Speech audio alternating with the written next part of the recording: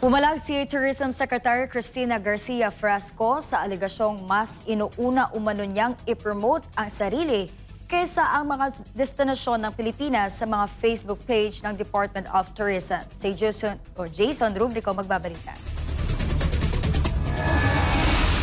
Very clear, wala po akong ambisyon na tumakbo for any national position because I suspect that the accusation of self-promotion derives from that, no? That idea that tatakbo po ako. Hindi po ako tatakbo. And nandito lang po ako para magtrabaho.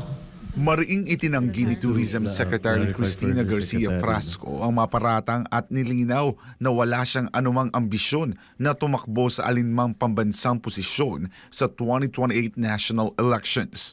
Kaugnay ito ng mga aligasyon ng umano'y mas inuuna umano niyang i-promote ang sarili kaysa ang mga destinasyon ng Pilipinas sa Facebook page ng Department of Tourism.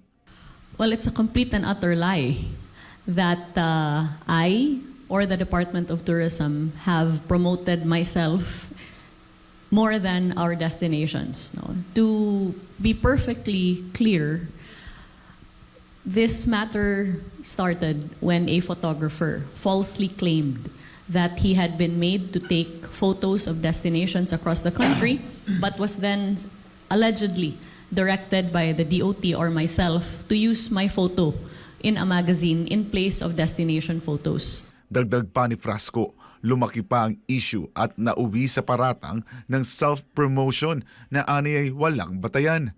Unfortunately, that morphed into something else, no? And that is to accuse me of self-promotion.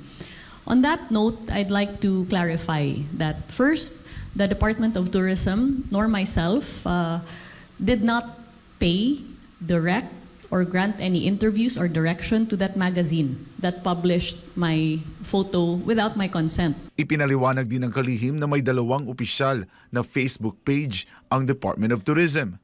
Una, ang corporate page na tulad ng iba pang ahensya ng gobyerno ay nag-uulat araw-araw ng mga ginagawa nito para sa bansa at sa mga mamamayan. Ikalawa ang marketing page kung saan aktibong ipinopromote ang mga destinasyon ng Pilipinas. Ayon kay Frasco, madalas lamang siyang nakikita sa corporate page dahil tuloy-tuloy ang kanyang pagtatrabaho mula nang siya ay may talaga. It just so happens perhaps that I have worked non-stop since the day of my appointment, and that could probably explain why I appear so constantly on the DOT page. Nagtrabaho lang po ako ng nagtrabaho. Yun lang po yung ginawa ko. Every day, non-stop. Alam po yan ng ating mga stakeholders, ng ating mga regional offices and the like. And maybe that's why my face appears so often there, no?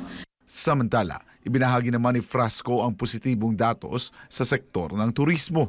Ayon sa DOT, umabot sa 694 billion pesos ang tourism receipts o ginastos ng mga international inbound visitors. Nangunguna sa foreign arrivals noong 2025 ang mga turistang mula South Korea na sinundan ng United States, Japan, Australia at Canada.